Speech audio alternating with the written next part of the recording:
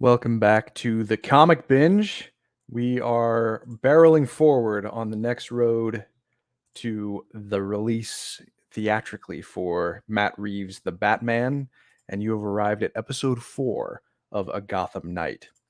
We're pretty excited to get together today to talk about a very unique three-issue limited series that was released as a part of DC's Black Label. And we've assembled quite a stellar team, if I do say so myself, to dive into this story that is kind of a distant cousin of the film that's about to come out in a way. And we'll get into that. And those of you who have read it are probably familiar with what I'm talking about. But we have a distinguished panel of four people, all assembled here, including the man, the myth, the legend, and the fearless leader of the Comic Binge, Mr. Paul Herman. Thank you. My voice is hacked. That's why Chris can take over the duties today for the most part. So, Chris, thank you. But I wanted to introduce everyone real quick. I really wanted to talk about my buddy Jim here, who's right below me, right there. Jim, hi, Jim. Jim is awesome. Jim is a comic book writer, a very talented comic book writer. He's got some great stuff. He's already been on the show a couple times, but I wanted his perspective on this series specifically because he loved the series, like me. Oops, spoiler alert. But I wanted to get it from a perspective of someone who creates comics, and I have only written like very little, and he's written way more than I have. So I wanted that perspective. And Jim's also an awesome guy, so I wanted to have him on the show. So Jim, thank you for coming on the show. Um, so really quickly, I'm going to promote these things for you, sir. You've got Butcher Queen, and then we also got the Atonement Bell. Wait, where is that? I thought I uploaded it. I apologize. I thought I'd uploaded it. But if you want to introduce yourself, Jim, go ahead and tell people who you are, where people can find your stuff at. Okay, I'm the writer of Butcher Queen Black Star City, which is a trade collection that's out now. And the second series is called Butcher Queen Planet of the Dead. And you can find those at red5.com or any comic shop anywhere, pretty much. And I'm working on a new series called The Atonement Bell, which is a horror series that comes out in November from Red 5. Awesome. That's it. Yeah, and and it's great because oh, you want to mute yourself, Jim? No, it's okay. We're having technical difficulties tonight, folks, so don't worry about it. We will roll right through it here. So thank you very much. And also Ryan, thank you for coming on. We started this with you, sir, and we're back on it. And yeah, this is gonna be a really fun night. And Chris, obviously. So Batman, Obviously. obviously. Batman the Imposter. Um, there's a lot writing on this, and I guess I'm gonna throw it to you first, Chris. Or what's your take on what did you first hear about this, and kind of go from there? First time I heard about it was just in the solicits. DC several months ago had started, it seems like, amping up their Batman content in preparation of having a lot of new stuff on the shelves by the time in the collected editions by the time the movie came out. And this was no exception. But the thing that made this stand out a little bit was the creative team because Mattson Tomlin, who is the writer of the series, he's a director, writer, and producer and apparently was an uncredited writer on the upcoming film, The Batman.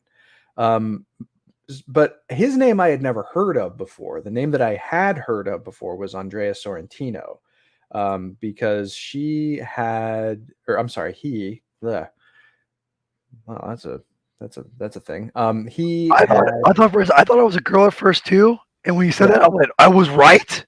Oh, wait, okay, never mind. No. Yeah, Yeah, no, yeah. yeah. It's just, yeah. But yeah, he. I think the first thing I read from him was over a decade ago, because he participated in a God of War tie-in comic to the video game that was written by Marv Wolfman.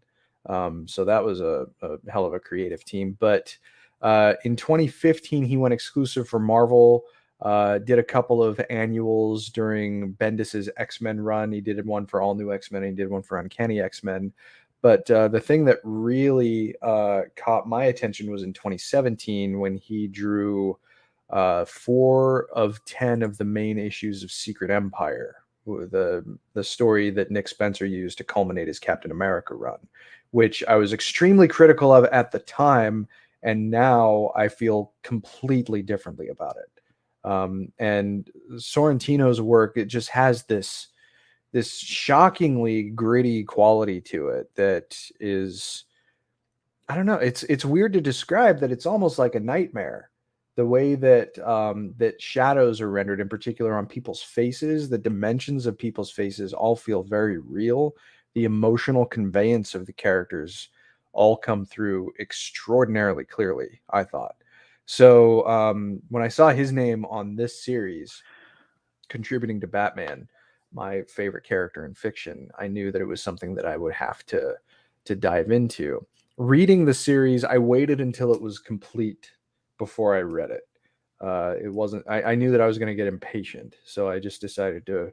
I I decided to be patient to avoid impatience, which might be oxymoronic, but the thing that struck me, I think, the most when I just think about the entire reading experience, first of all, the plot is very layered, and it's rooted in examining Batman's psychological complexity from a little bit of a different angle, because I think you get the sense through all of this that Bruce Wayne is burying things pretty deeply, and Yeah. it's unnerving, and it's uncomfortable in a way, but it doesn't ever violate the principles of his heroism and his belief in people, even if as a child he seemed to scorn authority figures and got in trouble a lot, which actually led to the only real thing that I disagree with about this story. But just in terms of the story that this team was trying to tell, they really do get to the heart of Batman and present him in a way. In a way, they break him psychologically, but it just serves as like a retroactive underpinning of all of his psychological complexity and doesn't break his heroism, which is a pretty hard thing, I think, to try and find a balance for. And I was not expecting the emotional weight that the conclusion of the story would have. I mean, I get emotional reading comics. That's just who I am. Like, I read a good comic book, my eyes are going to start welling up, and that happened here. Um, because the end of the story, I think, really does help to push forward and emphasize that Bruce Wayne does have an exceeding amount of compassion for people around him, but he needed help to figure out how to best express it in certain specific situations. And that was really well encapsulated by the rather unexpected use of who some people think is kind of a throwaway Batman villain. But maybe in this world, we're going to avoid that fate. It's possible. Um, and We'll see, right? and I and mean, and there's and the tragedy of another relatively lower level character, it really hit me pretty hard. But the very final pages of the story emphasize that this is a loss that Bruce Wayne felt too, and I think that's what really got to me. I love stories that, and I've mentioned this before with certainly with Ryan and with Paul, now with Jim. Um, the stories that I really gravitate toward with Batman, of course, they have the badass punching and kicking and getting things done, but stories that can have that while also emphasizing that Bruce Wayne is arguably the guy who cares the absolute most for the people around him, and he just has a hard time expressing that. This story hit that out of the park.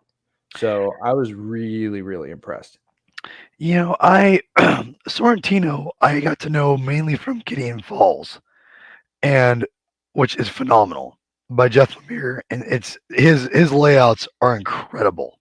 And I I had no idea he was on the series until I opened it, and I was like, "Whoa, wait a minute! This is the guy from Gideon Falls," and immediately was transfixed on what a beautiful and different book this was. So I was in on it automatically. And then I got people telling me this guy helped write the Batman, the writer anyway, and I'm like, whoa.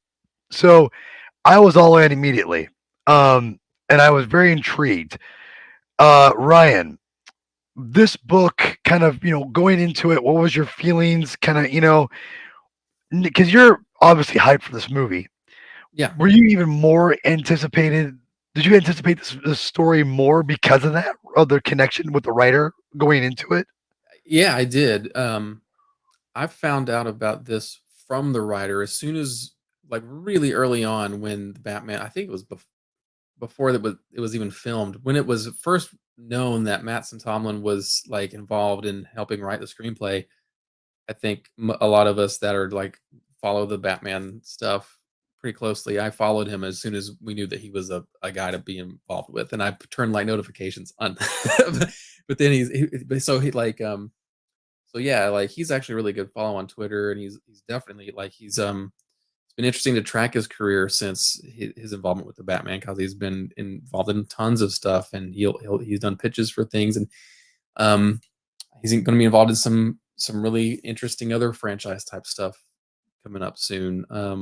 So I found out about this book as soon as it was announced from him on Twitter, and it was just like, oh wow, like they're going to let the guy that had a hand in the screenplay for the new movie do a Black Label series. And so the questions at the beginning were like, well, is it going to be related to the movie or whatever? But it was like, no, like, so you got to read some of his thoughts of things, of like, it's just like DC wanting to, like Chris was saying, like ramp up towards Yeah. the movie, and how something, again, like it's perfectly planned that you can go on the shelf and buy this, you know Oh, it looks comes out beautiful. came out Tuesday on Looks Collected, when the beautiful. movie comes out next week. It's So perfect. Did Tomlinson write any comic books before? I don't know the guy I at think this all. is his first thing, but it was like DC, letting him do something. And It of was course, like Black Label is the place for this kind of like out of right. continuity, harder edged, like, He not for and the medium of comic books is not for everybody. Not every writer mhm, of novels and script writing is going to pick up comics like it's nothing. It's like I don't mhm, expect a comic writer to write a novel and expect it to be yeah. This one for doesn't one. read like a novice, like No, not at comic all. book writer. He obviously knows the medium, and teaming him up with Sorrentino, it's interesting because he definitely the way he tells a story is very just distinct. So I was very impressed how the narrative story went, to be honest. Mhm. So Jim, man, I'm really intrigued because I know you like Batman. Your first comic you showed us on the show was Batman. Um, I guess I mean, before you answer, I'll give you a couple of questions. First, how current are you with current Batman comics? How much have you read?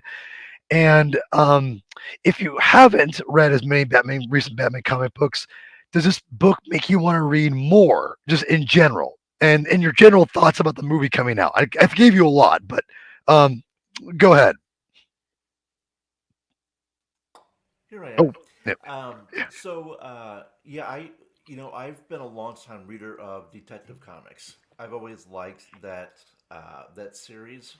For some reason, that's been always been the Batman series that uh, I've just connected with the most. And I think because for a long time, not as much in the past few years, but I think in that series there was more.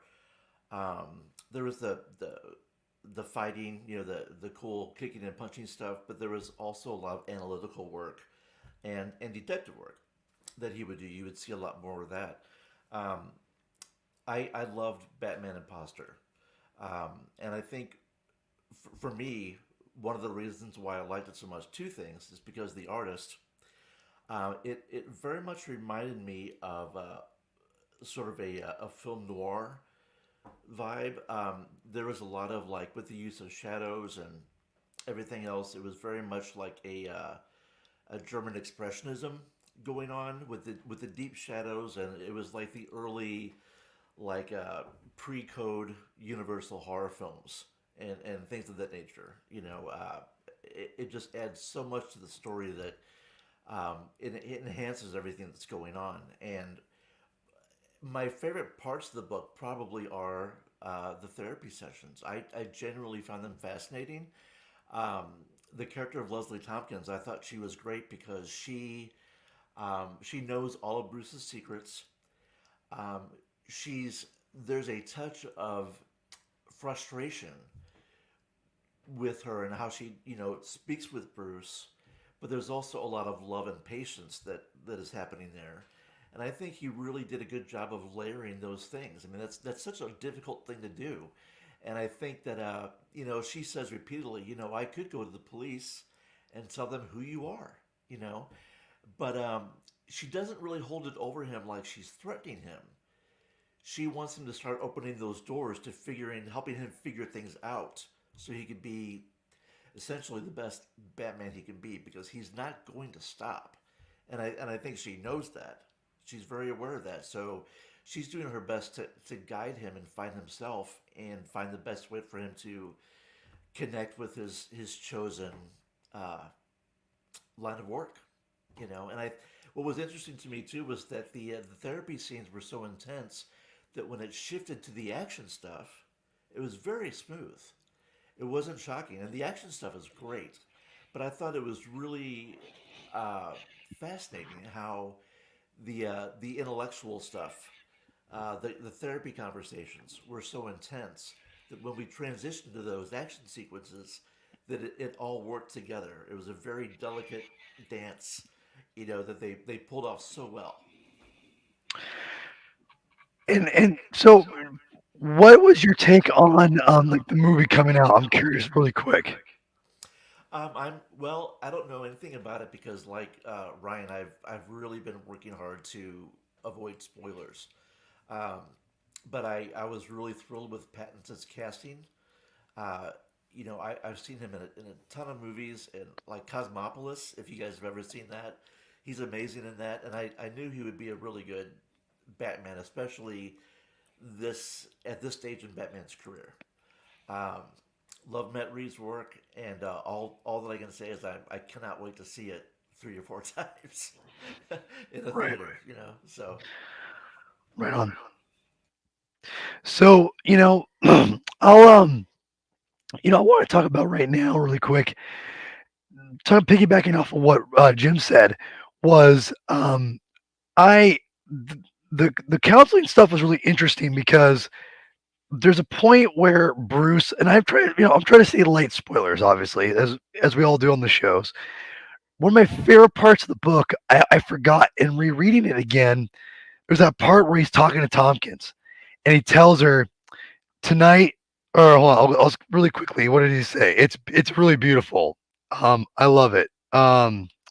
He says, um, last week Gotham it had its first night with zero violent crimes in 34 years, and a single tear is coming down Yeah, Batman's. Oh my God, I got it right here.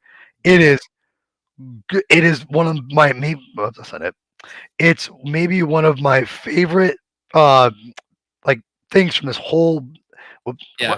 I had it here in a It's second. one of those things where, like, when I read it, I'm like, wow, that's a level of emotional connection that Batman and his mission with Gotham City that you don't see in comics or media like that to Yeah, that level. And it was good to see it reinforced. yeah. You'll see it there, but you see that tear right there, guys. And again, I don't want to spoil this on people, but this is beautiful. Like everything. This is what comic books is all about right here. You've got a beautiful backdrop by Sorrentino, and you've got a great narrative going on, and it's just perfect. And I feel like this embodies Bruce Wayne better than I think narratively. I think that I have read in a long, long time. I think just in general, I was very impressed. So I want to say that right now. I thought the Tompkins, the counseling stuff was super, super good. Jim, you nailed it on that. I thought that was really interesting. But I'll tell you what, right now, it wasn't my favorite aspect of the book. But we'll get more into it here in a second. But Chris, I'll give it to you about Tom. You want to add anything about Tompkins about that whole aspect of the character? Oh, sure. I mean, there are very few people who can really be characterized as an equal to Batman in one respect or another, but Leslie Tompkins is absolutely one of them. I mean, she, in virtually all of her depictions, has been critical to the development of Bruce Wayne from being a child. Yeah, I saw that. Thank you, Pete. But she's been critical to Bruce Wayne's development from childhood on up through adulthood, and is really one of the very few personalities that he was able to attach to, and that helped to direct him in I don't know if you could call it a positive direction necessarily, but she at least tried to aim him as well as possible so that he wasn't self-destructive. The relationship here is a little bit different because it doesn't seem like Bruce and Dr. Tompkins have as much of an intimate interpersonal relationship as they typically have had. But her objectivity, when she realized who he was and what he was doing, and how she applied her professional training while still knowing him as a kid, provided a really interesting and substantive insight into what makes him tick. The beats concerning what make Bruce Wayne tick are probably going to be familiar to longtime Batman fans. But for someone who may not have been as embedded with the character, this is a really good way to not only understand what makes him tick, but to also kind of modernize the psychological thinking that surrounds Bruce Wayne's actions. And it makes sense, and it does so. It adds those additional layers without violating longstanding perceptions of who he is and what he does and why he does what he does. So I thought that stuff was brilliant, but also uh, obviously the thing that sets Batman apart is that he is not in and of himself like a public institution. All of his decisions are made independently in the moment based on his training, based on his understanding, but it's the same is true of his allies. So, yeah, she thinks the answer initially is to get the authorities involved. But as she starts to learn more about why he does what he does, she pulls back. And because I think she starts to understand, even if she doesn't agree with his methods, that he's making a positive difference, even though from her perspective, she's not wrong either when she says he could be doing more in a different area. So the Tompkins stuff, it's the glue that holds this story together, and the characterization of her was really it was different enough, but it was also recognizable enough that I knew who Leslie Tompkins was throughout the entirety of this story, and she just helped to elevate the entire thing. Ryan, Mm-hmm. what about you? Tompkins, anybody? Yeah, she's just like a grounding force that that everything else can kind of spin out of, and the way that she's used throughout all three issues, especially at the end, the way that there's more parts at the end where the art and the story kind of like have this like yin yang kind of thing going on. So, really quickly. Oh, Jim, go ahead. No, I was just going to say what was also kind of interesting about their their dialogue was that Bruce or Batman is usually the boss. He's the one that's corralling Robin and Batgirl and Oracle and Batwoman, and and and in this book he really is not put in his place and not really meeting his match, but he's really um, leaning on her to some extent as she guides him through this, and the tug of war between them for that reason I found just really fascinating.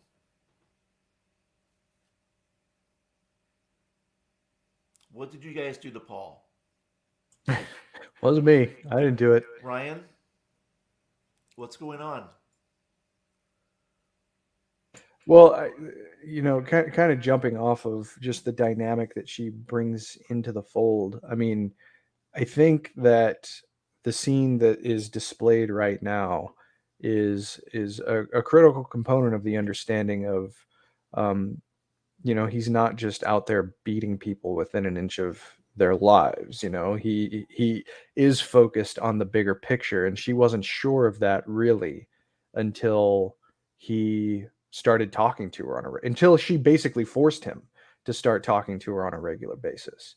And I think it was that really helped to reveal the potential value that he had to a city that had only really known deterioration as a constant for decades. I Mm-hmm. mean, that if there's any commonality in every depiction of Gotham City, except for probably the Adam West show, it's that it always seems to be this great American metropolis that is on the decline because of not only criminal corruption but institutional corruption. Mm-hmm. And this series takes a really unique approach in grounding what that corruption looks like in recognizable terms, but also in how do basic Gotham citizens interact with the upper class of the city.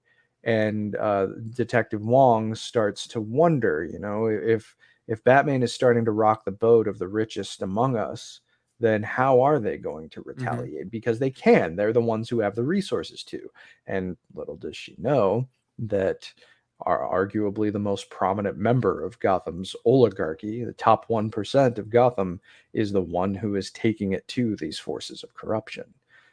Which is it's nice. It's like George Reeves winking at the camera at the end of a Superman episode. It's like, oh, Yeah. if you Yeah. only knew. And of Yeah. course, the story goes on in a different way. Yeah. But the cool thing though is that like those two forces that describe Gotham that you just said, it just made me think like, well, the the imposter kind of is like a really good representation of both of those like embodied. And that didn't really click until you started describing it. But like the issues of Gotham as a city is kind of, and Batman's reaction to it, they you know do use the imposter in that way, and the way he's used in the story is not like he like weaves in and out of it, but it's really remarkable how much it keeps like Bruce and Batman and his psychological core as like as the main thing in the story. Yeah, and I mean, I don't think we want to get into the identity of the imposter too much. Certainly, people should read the story and see how all of those things culminate, because it's a very rewarding read in that Hmm. respect. But I think one of the things that I found surprising about the reflection that the imposter provided onto Batman himself was that Batman's first inclination appeared to be to utilize the rumor that Batman's a killer. And it's only when I think he understood that it wasn't practical from the outset, but hearing other people verbalize why that wasn't a good idea seemed to help him to understand even more of the symbolic power that he himself had cultivated as Batman. It's like, well, I can use it if people think that I'm going to kill them. Yeah, you can, but then you're also going to have the police come down on you like a ton of bricks because you crossed a Hmm. line you never have before. Hmm. Uh, Right, and that's why when Leslie Tompkins tells him that, or early on, she basically says that he could do so much more for the city as Bruce Wayne, essentially. And what you just said is exactly why he's doing what he's doing as Batman, and why that's so much better for Gotham City than he could ever do as Bruce Wayne. That's a really good point.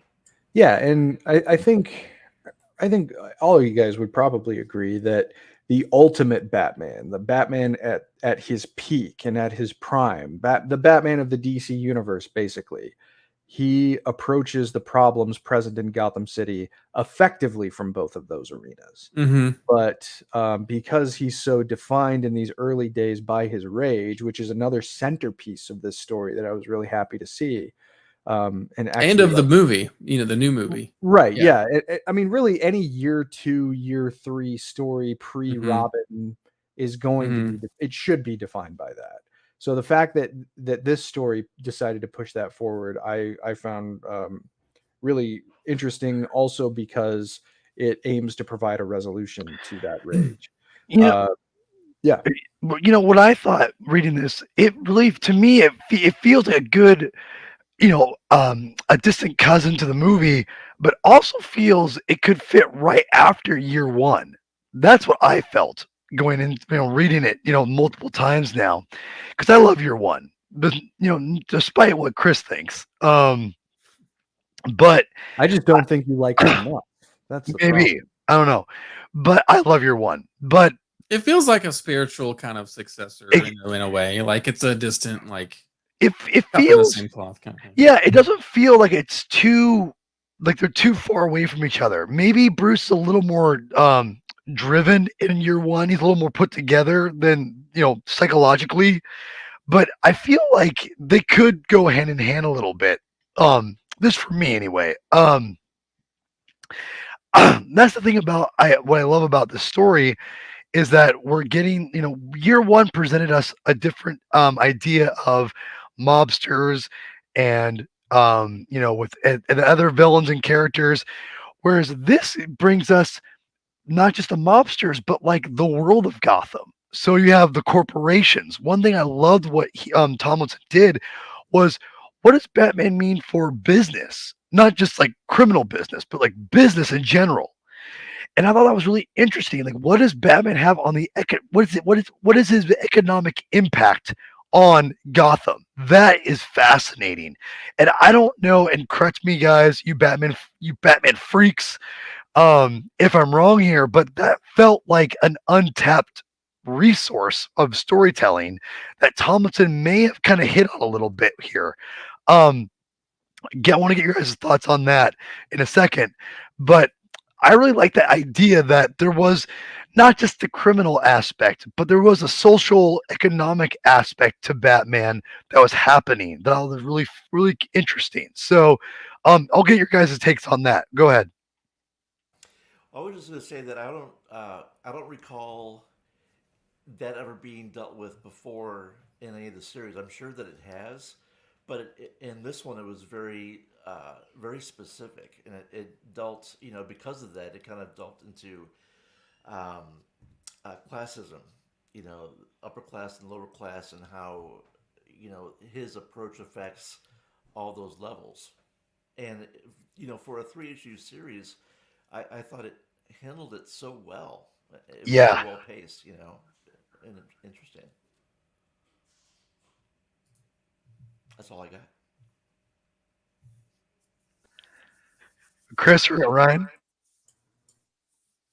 I Yeah, mean, like go ahead, oh, go ahead. no, please, Ryan. You. Yeah, I was just gonna say, like, yeah, it's it's a thing that you see comics and move and a lot of the movies, The Dark Knight in particular comes to mind. But you don't see it explored in comics with as much of that kind of real angle as this one does. And what I was so impressed with the story is that it takes a lot of that like psychological bullet point, like real kind of things, and really it doesn't, I hate the term comic booky, but it doesn't go too comic booky with it. It keeps it grounded, and it really every action and reaction, like Jim was talking about, even the fight scenes, like everything feeds back into like the mission statement of what this book is trying to explore with Batman on its psychological level, and that's why it's so impressive. Yeah, and particularly on the classist undertones.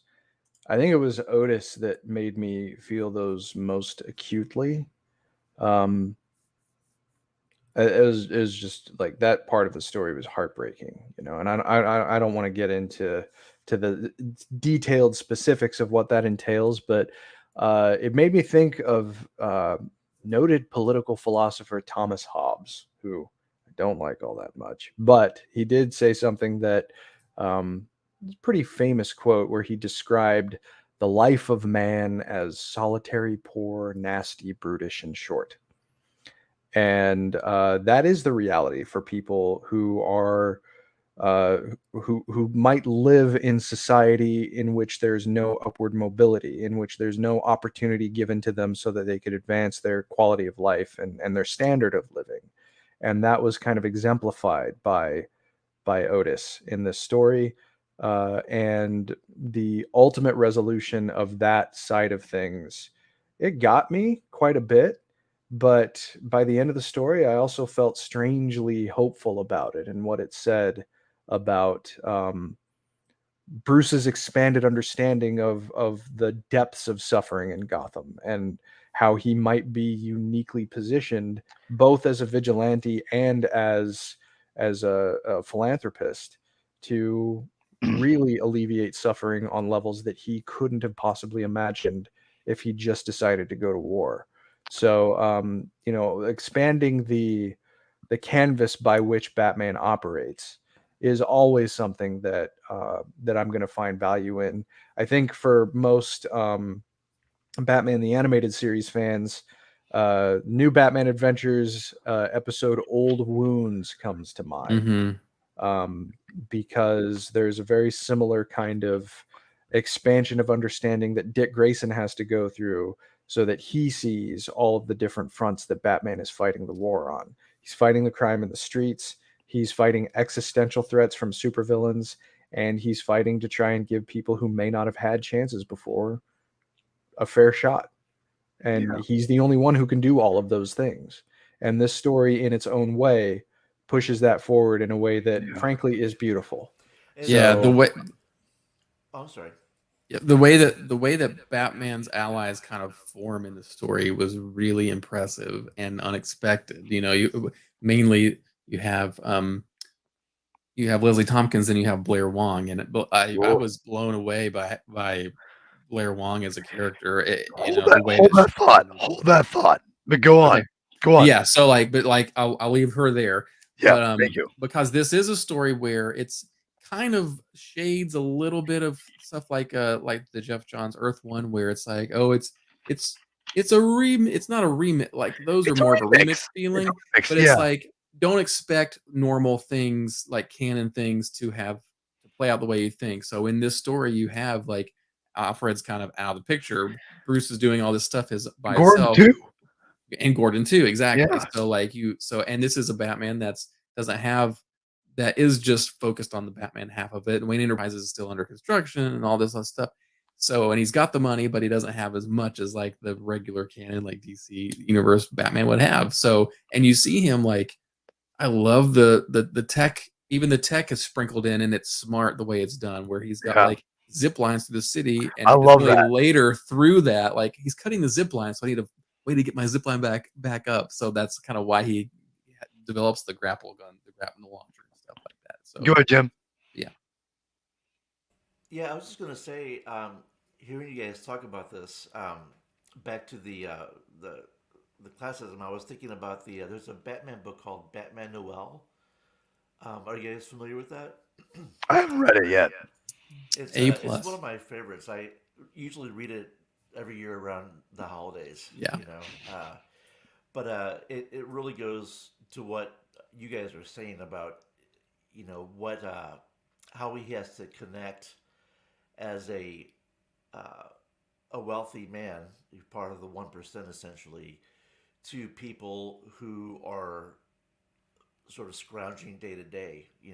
In Batman Noel, there's the main character, and it's kind of a loose play on A Christmas Carol, but he's basically a runner for the Joker. He hasn't met the Joker, but he just like runs money for him and picks up money for him, and he's just like a nobody, hired to do a few jobs.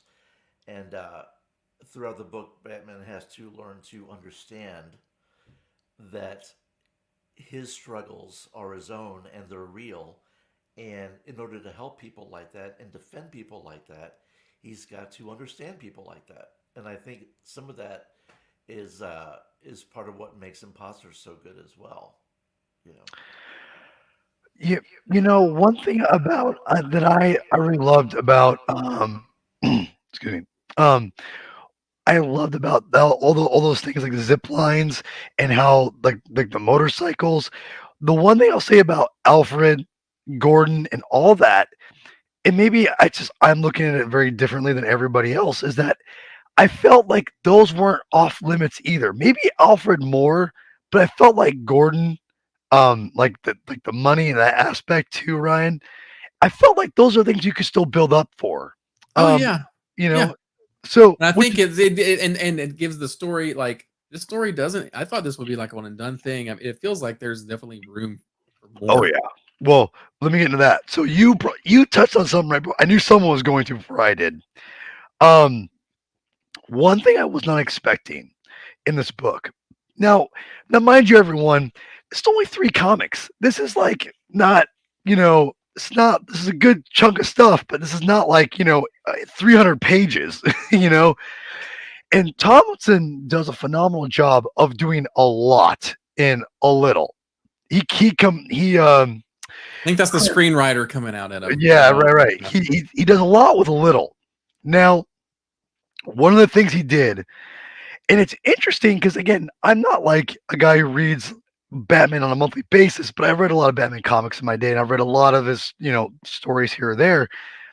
I His love interests are always kind of it just almost feel like they're throwaway. There's not really a lot of not depth, not the right word, but there's no stake, right? Like, Yeah.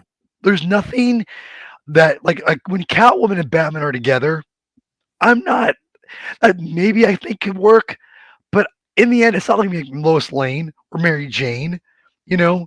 Even hell, like even Jean Grey and Cyclops. There's nothing there that's giving me anything stake wise that I want to be them. I want them together because Batman is so alone and he's that single father, warding all these different kids. I love that too, by the way. Um, Yeah, but the quickest analog I got reading it was Andrea Beaumont, from yeah, Batman, Mask of the Phantasm. no, that's what I was gonna say. I'm curious. I'm gonna throw a lot at you guys, so just bear with me. All right. One of the things I thought was interesting about what just shut up, Chris. One of the things that I thought was interesting that I thought about this once I was reading it like 3 times now, which I love this Batman story. Top 10, maybe top 5 Batman story for me.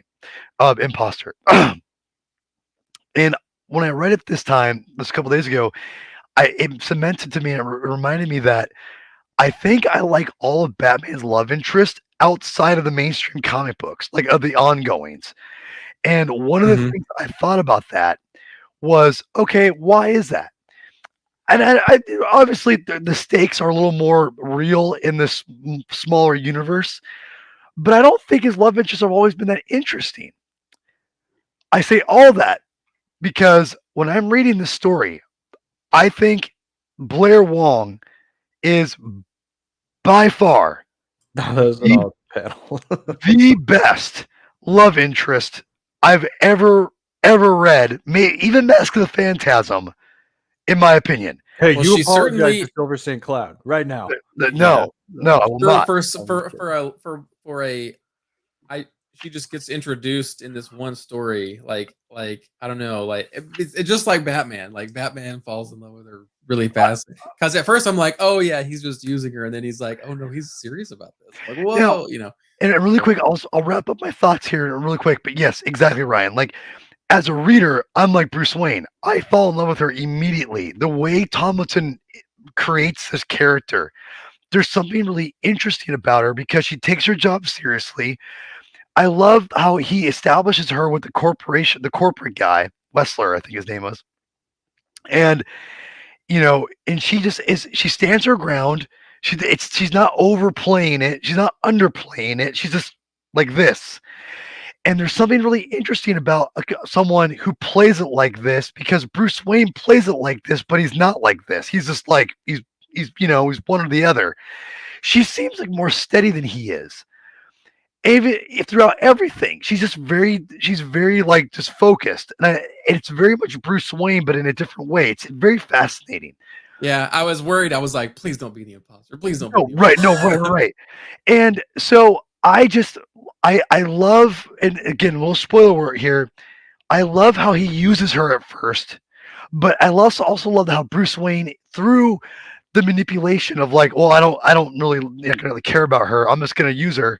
He falls in love with that. I just love that aspect of it. I just love it. Like he does not anticipate it, and like we all do when we fall in love, is we don't really always anticipate it. It just happens.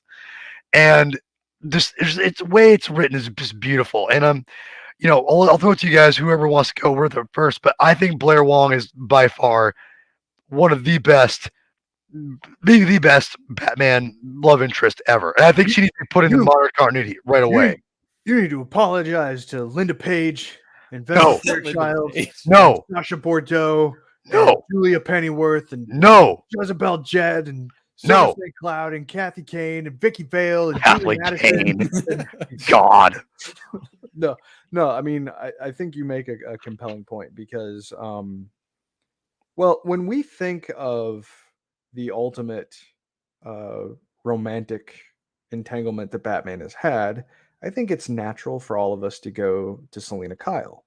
And I think one of the reasons why the Bruce Wayne Selena Kyle romance works as well as it does, particularly over the past 15 or 20 years, is because they are equals, right?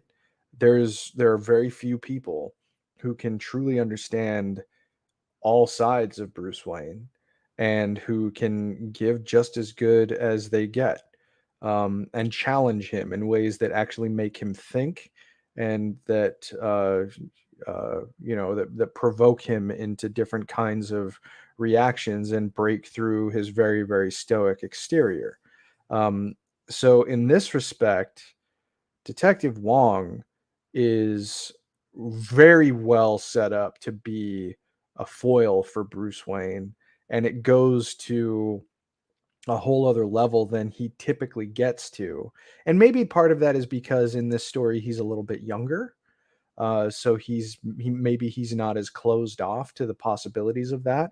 But we are certainly very familiar over the course of Batman's history to in seeing him view romantic entanglements in general as tactical resources to deploy when he needs to, and only a select few women, pretty much everybody that I named, are the ones that actually manage to break through to something more. Um, this is, as far as I know anyway, a pretty big innovation to Batman's romantic life. And it's one that I'm surprised has not been done before, frankly. But now that it has, this is a character who could have some legs to her. And No pun, not to be gross. Like, yeah, huge legs. Like, Yeah, that's. I mean, there's that's runway here. There's runway that's worth exploring here, potentially in an ongoing capacity, in the right hands, of course. And I think Tomlin's hands certainly count. But just as a concept, and as someone who has the unique ability to challenge Batman in ways that other people just can't, even members of his own extended family can't. This was a really interesting relationship to see unfold, and how it evolved from him viewing her first as a tactical asset into something more in a very natural way. This did not feel forced. It felt like sometimes in comics, when you read romantic situations, you could tell that it was written by a 50-year-old white guy who may have only ever had one girlfriend and has been married for 25 years and so forth. And sometimes you just root against it. It's only in the best scenarios that you find yourself like really rooting for it. And this was one of those instances to me.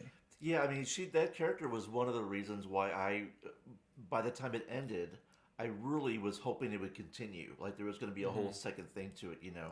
And what you were saying about Bruce and Selena Kyle, for the past 15, 20 years, they've really, really explored that, almost exhaustingly, and that's why this character was such a breath of fresh air, and the way in which everything happened, because he was using her at first, as he's wont to do with to achieve whatever task is at hand at that moment, but then something more develops, and I don't know, that's especially after 20 years of exploring, or more of exploring, his romance with Selena Kyle in this story.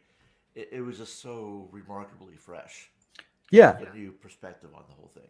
And just the one last observation that I'll add on to this, I think it's reasonably fair to say, and Ryan can absolutely check me on this, but the one aspect that Bruce Wayne and Selena Kyle are not equals on is, let's say, the moral constitutions that they each operate by.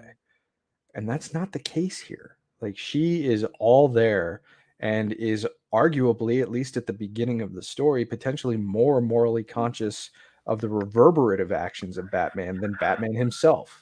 And they kind of So get equal by the end of the story and complement she each other. pulls him up. Oh, Yeah. so good.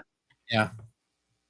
Go ahead, Ryan. You want to go? Yeah, just because it's like I everybody knows I like The Dark Knight Rises, so it feels like there's shades of John Blake in this character where it's she's a cop, she's it gets represented by this whole I resent you. I resent you comparing her to John Blake, sir. Well, it's like, resent well, why that. doesn't it's I like, well, can't. why I doesn't can't hear Paul. I just hear garbling.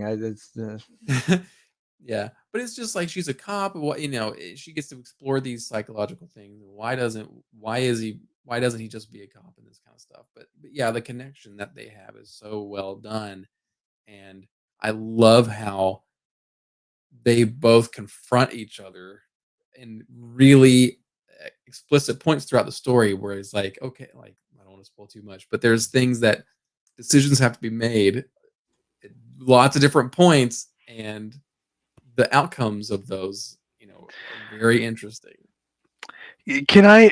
I'm just gonna say it right now, and maybe it's hyperbole. I don't know, but I kind of think she could be his Lois Lane, Mary Jane. Like I was gonna say she could be Robin. I mean, like she could be like, because I'm thinking, like, where does she go? But I think, what happens? but I think from a story standpoint, she's someone because she can identify with Batman and Bruce Wayne on both levels because she's a cop and she believes in doing the right thing and that moral, like you talked about, Chris, the moral judgment. But also, she can identify with Bruce emotionally because they both of their parents. I'll just leave it at that. Sorry, I don't want to spoil too much. But she can identify with Bruce on a level that no one else can, and it feels. When I first read it, it felt kind of forced, like it felt like too on the nose. But when I think about it, they are very different. So I was like, huh. So she can identify with Bruce on so many different levels, and they're both driven by the same thing almost, but there's that emotional complexity between them that does drive them together. And I love that about him. And I don't know, there's something about the connection they have. I don't know. I think Robin, I'd be totally down with her being Robin. I'll be honest. I don't think it'd be a bad thing. But I do think I could totally see her being like, if I had to think about who would be one type of person that could actually legitimately marry Bruce Wayne and be able to like go through the life of Bruce Wayne and Batman. It'd be a woman or man or whatever, but someone who be a cop, who have that idea of like they have a duty. There's a chance they cannot be coming home at night, and they have to accept that. And that is a hard life to live. Obviously, I don't know it because I don't know anybody, but I imagine it's very hard. It's movies talk about it all the time. So, there is that aspect where she could identify and relate and accept it, I think, better than most partners would. So there's just there's so much potential with her. It makes the most sense. Yeah, I totally agree with that because it's like Chris was saying with Catwoman, with Selena Kyle. There is that moral ambiguity. There's that difference between her and Batman as far as their code of ethics. Whereas this character, Detective Wong, that's all there, and we've not seen it kind of perfected to that point ever before. And it'd be interesting if she even, who knows where she could go. Maybe it could be Robin, it could be she remains a cop, but it could be something else. That's what's great about it. It works so well that the possibilities are wide open, and I really hope they explore something interesting with whatever choice they make. Hopefully in the future series. Really, I'll shut up after this. But one thing I think is, what did I tell you? What did I tell you? Shut up. What did I tell you? Shut up. Anyway, but listen. I just think that she'd be a perfect thing for a movie. Like she is just tailor made for Mhm. film. She's just something about her. I love her. Ryan, did you want to add? I don't know if you were trying to talk or you wanted to add anything. I was just Um, agreeing. okay.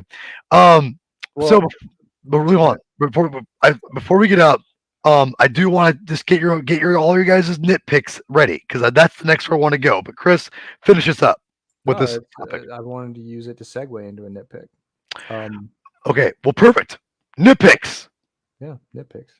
Um, this is a kind of story that if I had known that ahead of time, and I don't think this is a very big spoiler because it doesn't have a lot of implications on the actual events of the story, but if I had known ahead of time that Jim Gordon would be absent, I'd have been nervous. Her presence makes that a non issue. Uh, because she operates kind of in a similar capacity that I would expect Gordon himself to operate in, but it's taken further because of the more intimate interpersonal dynamic that they explore together. Um, but that being said, the some of the more fundamental changes to the mythos, and I know it's just one story, but I was a little bit bugged by the fact that Gordon was run out of town. He's not dead. That could change in the future if this world is ever expanded upon, of course. But the one thing in this story that I didn't like was the characterization of Alfred Mhm. and the fact that Yeah. Alfred left him behind because he just couldn't take it. Now, Yeah. I there's kept expecting him to show back up like, "Oh, Yeah. yeah, I hired my right, butler yeah, back," or yeah. something. Maybe you could argue that that's realistic. Well, it certainly wasn't in his job description when he was hired by Thomas and Martha Wayne to raise their son, right? Um, but at the same time, you're loosening, and maybe that was what he was thinking. What Tomlin was thinking going into it was that I need to have him a little more disconnected from humanity so I could tell the story that I want to tell. So what do? I get rid of his key connection to humanity, and it's a take. But losing Alfred does Alfred's lose been something. gone from Bruce before, And to be fair, I think you could easily write it where he could come back and say, "I'm sorry, like I left you, and I have unfinished business. Like I need to make up for you know what I did." Some like you can put that in this universe, I think, pretty easily. through But Leslie too. You could probably do that kind of yeah, stuff. exactly. Yeah, but I agree with you, Gil, Chris. That is definitely a nitpick. Definitely. You have any other nitpicks? Yeah, I agree with that too. I think the thing that bothered me a little bit more was Gordon being run out of town. For some reason, that kind of affected me more than the Alfred thing because I think with Alfred, in the back of my mind, I knew that could be so easily resolved or explained with a next series. That could be like the thrust of the next series. I wasn't as worried about that because I kind of felt like they were still going to be okay. But with Gordon, I didn't quite understand um, why that choice was made specifically, why he was run out of town. I mean, I get it, but I just didn't. It didn't ruin the story for me at all. This has become really one of my favorite Batman stories. But um, you know, I think because of the type of story it was, Gordon would have had something to offer. But uh, clearly, the story worked without him there. That just kind of, as a fan, as a Batman nerd, it just kind of bugged me a little I bit. have a theory about why that might have bugged you as much as it did, Okay. because I think it was probably your one that innovated the idea and was taken further in like Long Halloween and Dark Victory and some other early years Batman stories that Gordon's presence was always the one that helped Batman to navigate the institutional components of Gotham. Right. So when he's gone, he's a boat without a paddle. He's just up a creek and he can't navigate it, and he's kind of grasping at straws unless someone else steps in to help him on that end. Yeah. Is that one of the reasons? Yeah. Yeah. I think so. I think so. When I think of Batman, I think of Gordon. That's just me. He was always a liaison between Batman, this vigilante, and um, being accepted by the institution or not accepted. But Gordon was always there to help him sort of navigate that. And without that element there, it my first time reading through it was a little bit less uh, Batman because of it. But ultimately it's a very minor nitpick because I enjoy the story so much. Sure. Well, at least we got a show coming, right? Yeah. With Gordon. That's cool. With the best actor in the world playing him. True. Yeah. Don't challenge me. So Ryan, Yeah. nitpicks. I understand the Gordon thing, but on the other hand, like so much of the story works because of that setup. Like Gordon was Batman's tether to that institutional part, and when he's gone, of course, the cops don't know. It takes so long. Like it's interesting that Batman allows information. Like Wong has to figure out that there's a to come up with the idea that there's an imposter herself. I almost would have thought like Batman or Bruce would have tried to plant that seed in her head, like, hey, maybe Batman, try to try to actually get her to realize that sooner. So that was really interesting. I don't know. I just think that the writing and the art. Oh my gosh, this art is just incredible. It's just not something that you see in the Batman comics so much. Chris described it way better than I could at the beginning, but Yeah, man, it was like this. It reminded me of like early Batwoman stuff where you have like the main Oh woman, yeah. but you have these overset panels that have like the cross sections of things like in the fight scenes, but just that extra like level of humanity and emotion, but just the colors, like I don't know, it's just so well done. And instead of a nitpick though, I want to know which villains they're teasing at the end. You're creating more monsters, and then you see eyes peer out from a cell, and I'm like, And just okay, that page that he's got up right now, it's just beautiful. It's just gorgeous, and it says yeah, so much. So much happens um, individually in those individual panels, but you can look at it as a whole, and it's just a beautiful, beautiful piece of work. Jim, you have any nitpicks? Oh, I gave mine when you were gone. I think Oh, sorry. it was about Gordon. Yeah. Okay. Yep. Um, so I've got one, I think, somewhat controversial nitpick. I'm trying to think. There's one I know for sure. It may not upset people, but they'll be like, "What?" Um, I love Sorrentino is amazing. Sorrentino. I don't know if I'm saying it wrong. Chris, correct me. Is it Sorrentino? I think it's Sorrentino. Okay, he does phenomenal work here. The one nitpick: this page itself is good for action. I definitely get Nolan vibes of some of the other action scenes are a little bit choppy and hard for me to follow at times. Go ahead, Ryan. Go ahead. yeah. For me, it was more. I just kind of blamed the printing because I'm Okay. reading it physical, and there was so many places where I'm like, oh, a lot of the action takes place like in the spine, and I can't like see, and I'm like, oh, I wonder if this reads better digitally or something. I will I will say because I did not read it digitally. I was getting some of the stuff from Hoopla. Hoopla, amazing app, people. It's Read digital comics. It's incredible. Free comics, man. Just go it. Do it. Um, I could tell like this page in particular looked a lot better from a functional standpoint of looking where things are going.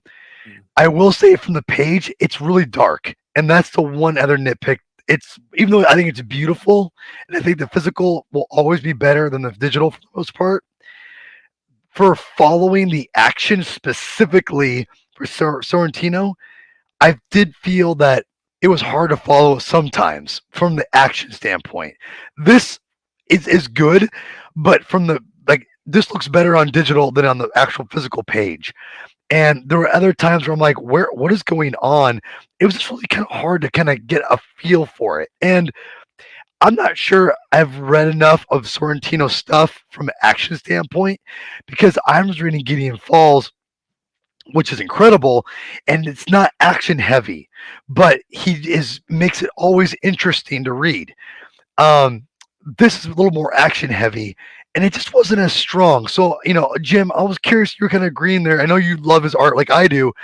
Give me your take, and then Chris will go with you because you kind of read more of his stuff. It sounds like than I have. Go ahead, Jim. Yeah, I was going to say that I agree with you on that. It at points it is a little dark. It is a little difficult to make out exactly what's going on. And I think for me, part of the reason why I was able to kind of navigate that better than I usually would was again because of uh, the more cerebral, intellectual parts of the book. By the time you go from those that sort of deep, multi-layered dialogue to those scenes, something about that juxtaposition made it easier for me to navigate that. Whereas usually, it's still a nitpick, which I Yeah. understand, but if in other books it would have bothered me a lot more that didn't have that kind of sharp writing and sense of mood because those things are just so consistent throughout that when the action scenes happen, I was able to be okay with it. Like I get what you're saying, but I was able to deal with it more in the context of where they were going with it. I That way. wonder if it was almost purposeful. In some ways, right? Like almost like you brought up a good point. Like it's almost like the time with with the counselor with Hawkins, whatever her name is. Sorry. Um, the fact that she it's more stable, and then when he's in the real world, he's unstable, and it almost maybe because everything is kind of like that. It's a little more. It's more pieced together. Whereas when he's talking, it's more straight. It's I don't know. Again, I'm not sure if it's intentional or not. It'd be I think it's an artistic expression and be interesting if that was purposeful. And it could be because Sorrentino is very particular with how he layers things in all his books, as far as I can tell, from Gideon Falls to this. So I like what you're going with it. And it didn't bother me in a sense. It's a nitpick because it doesn't make me go, "This sucks." It's just it's a little jarring at times, but I like where you're going with it though. Chris, how does this compare action wise to his other books that you've read? Well, I think it's way more stylistically consistent here than it is in Captain America, for instance. I mean, it seems like the style and and the general level of realism that Tomlin is going for in the writing is accentuated by this. That being said, I mean, the some of the layouts are so hyper detailed that it can be a little bit difficult to trace exactly how you're supposed to read a page. But and if you're going to have a story that is really defined by its level of darkness and its level of shadow, uh, it seems like this is the story to do that in. And then yeah, but then at the other end of the spectrum, you have these moments of emotional conveyance and these This is faces beautiful. are like I can un- see that in a movie. yeah, it's, Flashes of it's a very yeah. that this is an instance where it's really easy to follow the stream of events, of course, but the what he chooses to focus on in each panel is all about emotional conveyance, like the close up on just part of the smile as the hands come together, uh defined by brightness as opposed to defined by shadow, for a scene that is a happy moment, all things considered, right? Like it's I didn't have as many problems. I think the biggest problems that I had, and just in terms of following the story, were in some of the more kinetic action scenes in the back half of the book. Yeah, me too. I And agree with that. Yeah, more y- back half. yeah, it's like it's like infomania. It's almost like there's too much happening for me to reasonably try and piece the transition between panels or even between just movements of a single character together. But I mean, I would never call this. I wouldn't call the book ugly by Oh, any not by means. any means. No. No, no, it doesn't even approach that territory. But So it's very kinetic. last thing I'll say, and then we'll be done. And this has been awesome, guys. I wish I had a better voice, but this is why I wanted you guys all here. Honestly, you guys gave me everything I needed. I loved it. The one, and I will say, it's not even a nitpick as much anymore because I at first the third issue was my least favorite, and it still is, but I didn't love the end. I didn't love this issue as much the first time. I was like, it kind of left me kind of. When I reread it, I liked it a lot more. And I will say the reveal of the imposter is it's a little bit not the best, but reading it all together, it felt more kinetic and it felt more like a payoff than This and telegraph, too. Yeah. right. But I will say I liked it a lot more, mainly because of Blair. I gotta say, Blair, she really shines in this. If it wasn't for Blair, this would be kind of a weak story, in my opinion. But Blair, I mean, she's a major character, so, but she makes it all good. Um, that was my other nitpick, but that was softened after this last reread. It's definitely the weakest of the three comics, but um, still good, still good. And this page, I think, is just it's Elijah from Unbreakable, when he talks about comics, and that guy in his story says, "This is art," and that's exactly what this is like. This is what the medium's all about right here. It's freaking amazing. Like this is just 3 oh, words on the page. Yeah. and it's just oh, That's so much. so good, so good. Before I wrap up, or we wrap up, anyone want to say anything else? Speak your piece. Read it. All right. Read it. Yes. Read the book. Damn it. Buy it. Yeah. Love it. Yeah. Okay. So let me throw it this way. So when we I would recommend this to any reader, meaning new comic book reader, new Batman reader, doesn't matter where you are. If you want to read comic books, I think this is a great entry point. It's a little avant-garde maybe for some people, but even then, I think the story's so good that they won't matter. That's my opinion. So if you're looking for a comic to show people to get into comic books and to show the power of the medium and just in general, I think no matter which way you cut it, highly recommended across the board. Does everyone agree with that? Yeah. Yes, I would. Absolutely. the barrier to entry is very low. So really, it is designed. It seems like a story that is designed to be picked up and read by someone of any experience level. Granted, don't give it to a 10-year-old, but Well, yeah, But it's a uh, very self-contained world. yeah, absolutely. Yeah. yeah. Mhm. Cool.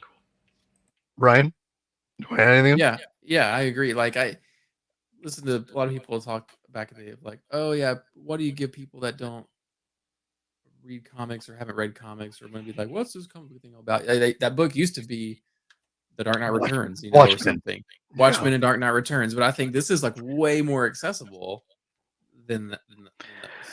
You know? Way more, and I think it's honestly, I think it's more relatable from an emotional level because of the complexities of the characters, and it's not over the top.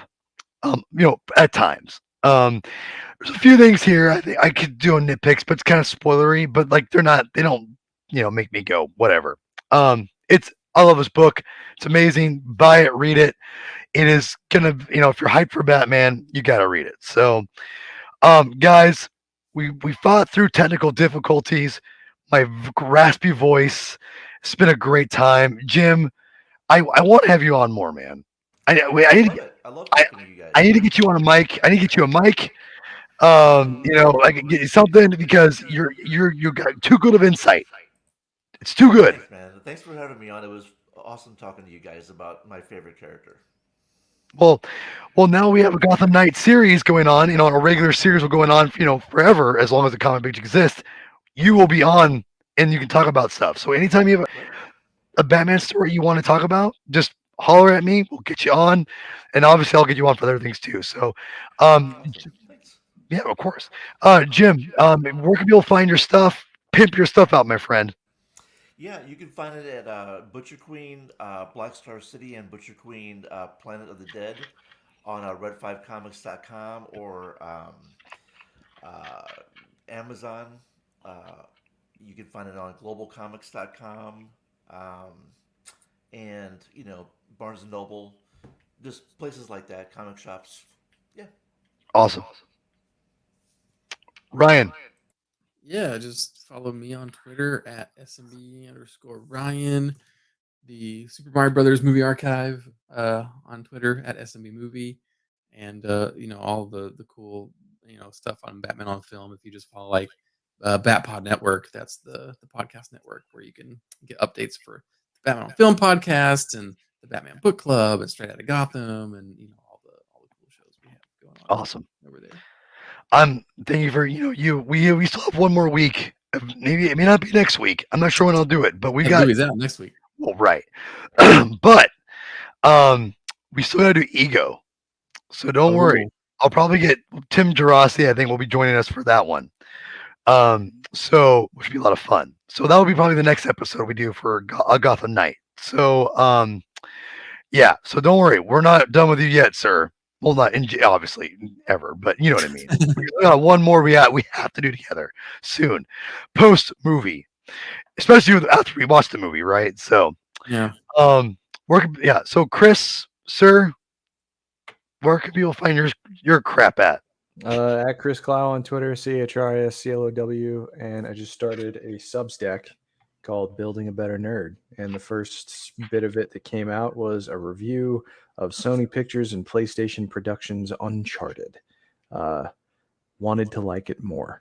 But and I'll have more to say about that pretty soon, because the worst possible thing that could have happened to it did happen to it. It made a lot of money. But yeah. But so I think it's only good news though, man. Honestly, in my opinion. Yeah. Well, I got. Well, I mean, movie aside, I think for the industry of film and theaters, it was a big deal. I'm not talking. Yeah, but it's not a good idea. It's not a good occurrence because of that. It's something. All right. Yeah. Right. I'll go into more detail on it soon. But you need to play those games too, man. Now you're equipped. You're equipped, and you can play them very, very easily. I know. Movies on consoles. Consoles on movies. It's not bad. It's not bad. Okay. No, eventually I'll get there. I mean, I'm still plowing through Guardians of the Galaxy. I'm only like I haven't even played that in a week. I'm so busy. So it's not going anywhere. Don't worry about it. No. I'm having a blast, man. And this weekend we got a new episode of Discovery Debrief, a Star Trek podcast coming out that reacts and responds to the fact that Paramount announced that a new fourth film of the 2009 cast is coming out, but it's got a little bit of a wrinkle in it, because they said that we're really thrilled to be announcing that this movie's going to production this year with the cast. And then later the cast was like, what? So we'll see if it actually happens. But we got a lot of money. Well, that was the problem last time trying to get Chris Pine. They didn't want to pay him what they agreed to. So we'll see what happens. But and he's dropped off, right? Oh yeah, right. Yeah. Every single member of that cast is a star doing something.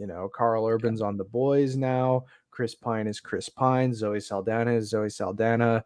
Simon Pegg is Simon Pegg. These are all people that are in demand. Give him some lunch money. He's fine. Oh, get him out of here. Get the crap out of here. He's Scotty.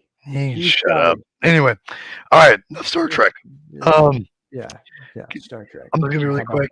Always forget to pimp it. Hold on a second here.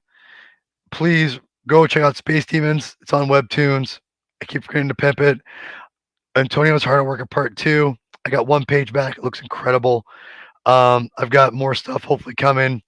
I've been working hard on creating comics in the background. Follow me on Twitter, Herman22 with 2 N's, aka P Thug. I'm done. Chris, you want to let us out? Read more comics. Sounds good to me. All right, guys. Thanks for all coming.